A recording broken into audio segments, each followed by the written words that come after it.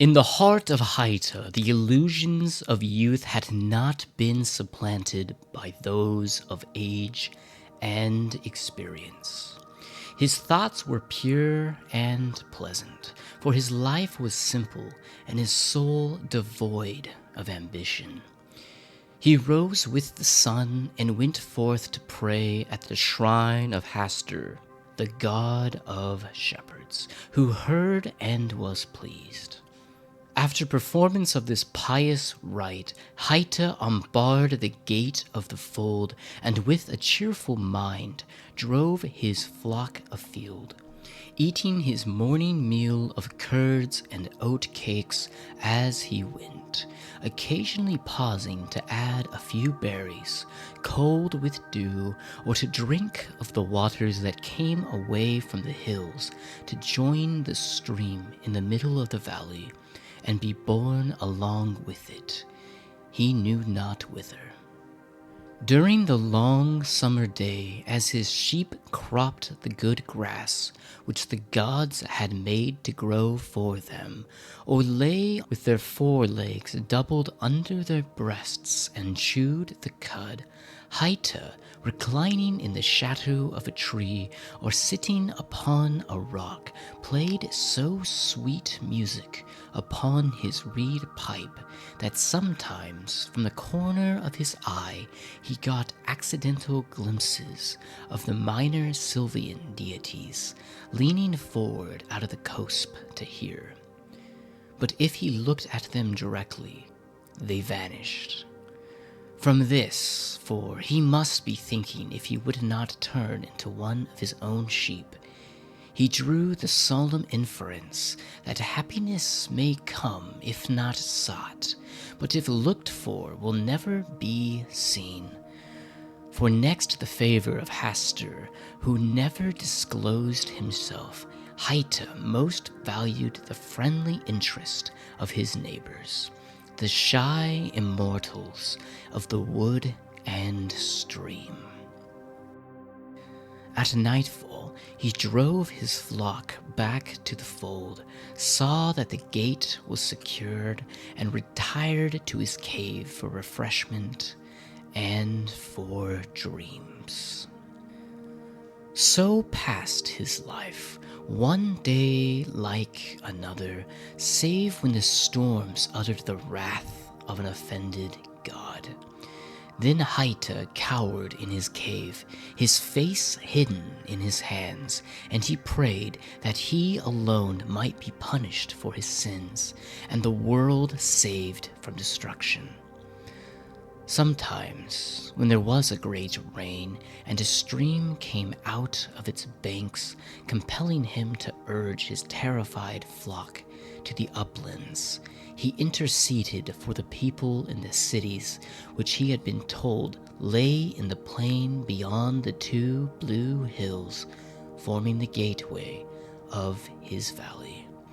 "It is kind of thee, O Hastur," he prayed, "to give me mountains so near to my dwelling and my fold that I and my sheep can escape the angry torments. But the rest of the world thou must thyself deliver in some way that I know of not, or I will not worship thee." And Hastur, knowing that Haita was a youth who kept his word, spared the cities and turned the waters into the sea. So he lived, since he could remember. He could not rightly conceive of any other mode of existence. The holy hermit who dwelt at the head of the valley, a full hour's journey away, from whom he had heard the tale of the great cities where dwelt people, poor souls who had no sheep, gave him no knowledge of that early time when, so he reasoned, he might have been small and helpless like a lamb. It was through thinking on these mysteries and marvels, and on that horrible change to silence and decay which he felt sure must some time come to him, as he had seen it come to so many of his flock, as it came to all living things, except the birds, that Haita first became conscious how miserable and hopeless was his lot. "It is unnecessary," he said, "that I know whence and how I came, for how can one perform his duties unless able to judge what they are by way in which he has entrusted with them? And what contentment can I have when I know not how long it is going to last? Perhaps but for another sun I may be changed, and then what will become of the sheep? What indeed will have become of me?" Pondering these things, Haita became melancholy and morose. He no longer spoke cheerfully to his flock, nor ran with alacrity to the shrine of Hastur. In every breeze he made whispers of malign deities whose existence he now first observed. Every cloud was a portent signifying disaster, and the darkness was full of terror. His reed pipe, when applied to his lips, gave out no melody, but a dismal wail. The Sylvian and riparian intelligence no longer thronged the thicket side to listen, but fled from the sound, as he knew by the stirred leaves and bent flowers. He relaxed his vigilance, and many of his sheep strayed away into the hills and were lost. Those that remained became lean and ill for lack of good pasturage, for he would not seek it for them, but conducted them day after day to the same spot through mere abstraction, while puzzling about life and death. Of immortality he knew not. One day, while indulging in the gloomiest reflections, he suddenly sprang from the rock upon which he sat, and with a determined gesture of the right hand exclaimed, "I will no longer be a supplement for knowledge which the gods withhold. Let them look to it that they do me no wrong. I will do my duty as best I can, and if I err upon their own heads, so be it." Suddenly, as he spoke, a great brightness fell about him, causing him to look upwards, thinking the sun had burst through a rift in the clouds. But there were no clouds. No more than an arm's length away stood a beautiful maiden. So beautiful she was that the flowers about her feet folded their petals in despair, and bent their heads in token of submission. So sweet her look that the hummingbirds thronged their eyes, thrusting their thirsty bills almost into them, and the wild bees were about her lips.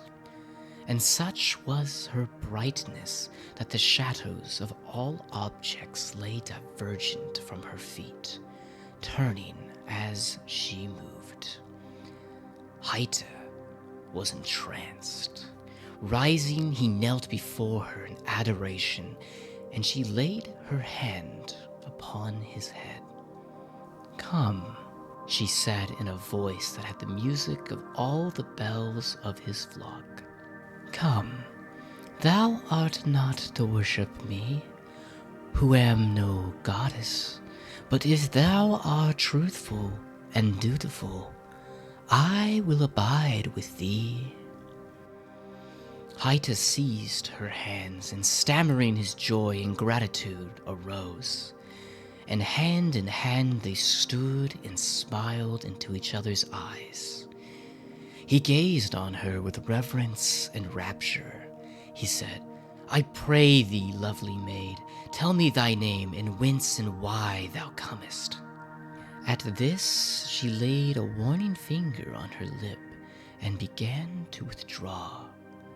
Her beauty underwent a visible alteration that made him shudder, but he knew not why, for she was beautiful. The landscape was darkened by a giant chateau sweeping across the valley with the speed of a vulture. In the obscurity, the maiden's figure grew dim and indistinct, and her voice seemed to come from a distance. And she said, in a tone of sorrowful reproach, "Presumptuous and ungrateful youth, must I then soon leave thee?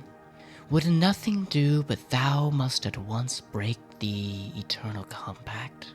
Inexpressibly grieved, Haita fell upon his knees and implored her to remain, rose and sought her in the deepening darkness, ran in circles, calling to her aloud, but all in vain. She was no longer visible, but out of the gloom he heard her voice saying, "Nay, thou shalt not have me by seeking. Go to thy duty, faithless shepherd, or we shall never meet again." Night had fallen. The wolves were howling in the hills, and the terrified sheep crouching about Haita's feet. In the demands of the hour, he forgot his disappointment, drove his sheep to the fold, and repairing to the place of worship, poured out his heart in gratitude to Hastur for permitting him to save his flock, then retired to his cave and slept. When Haita awoke, the sun was high and shone in the cave, illuminating it with great glory, and there, beside him, sat the maiden. She smiled upon him with a smile that seemed the visible music of his pipe of reeds. He dared not speak, fearing to offend her as before, for he knew not what he could venture to say. "Because," she said, "thou didst thy duty by the flock, and didst not forget to thank Hastur for staying the wolves of the night, I am come to thee again. Wilt thou have me for a companion?" "Who would not have thee forever?" replied Haita. Oh, never again leave me until I change and become silent and motionless." Haita had no word for death. "I wish, indeed," he continued, "that thou were of my own sex, that we might wrestle and run races, so never tire of being together." At these words, the maiden arose and passed out of the cave, and Haita, springing from his couch of fragrant boughs to overtake and detain her, observed to his astonishment that the rain was falling, and the stream in the middle of the valley had come out of its banks. The sheep were bleating in terror, for the rising waters had invaded their fold, and there was danger for the unknown cities of the distant plain. It was many days before Haita saw the maiden again. One day he was returning from the head of the valley, where he had gone with ewe's milk and oat cakes and berries for the holy hermit, who was too old and feeble to provide himself with food. "Poor old man," he said aloud as he trudged homeward, "I will return tomorrow and bear him on my back to my own dwelling, where I can care for him. Doubtless it is that Hastur has reared me all these many years, and gives me health and strength." As he spoke, the maiden, clad in glittering garments, met him in the path with a smile that took away his breath. "I have come again," she said, "to dwell with thee if thou wilt now have me, for none else will. Thou mayest have learned wisdom, and art willing to take me as I am, nor care to know." Haita threw himself at her feet. "Beautiful being," he cried, "if thou wilt but deign to accept all the devotion of my heart and soul, after Hastur be served, It is thine forever. But alas, thou art capricious and wayward. Before tomorrow's sun I may lose thee again. Promise, I beseech thee, that however in my ignorance I may offend, thou wilt forgive, and remain always with me. Scarcely had he finished speaking when a troop of bears came out of the hills, racing towards him with crimson mouth and fiery eyes. The maiden again vanished, and he turned and fled for his life, nor did he stop until he was at the cot of the holy hermit, whence he had set out. Hastily barring the door against the bears, he cast himself to the ground and wept. "My son," said the hermit from his couch of straw, freshly gathered that morning by Haita's hands, "it is not like thee to weep for bears. Tell me what sorrow hath befallen thee, that age may minister to the hurts of youth with such balms as it hath of its wisdom." Haita told him all, how thrice he had met the radiant maid, and thrice she had left him forlorn. He related minutely all that had passed between them, omitting no word of what had been said. When he had ended, the holy hermit was a moment silent, then said, "My son, I have attended to thy story, and I know thy maiden. I myself have seen her, as have many.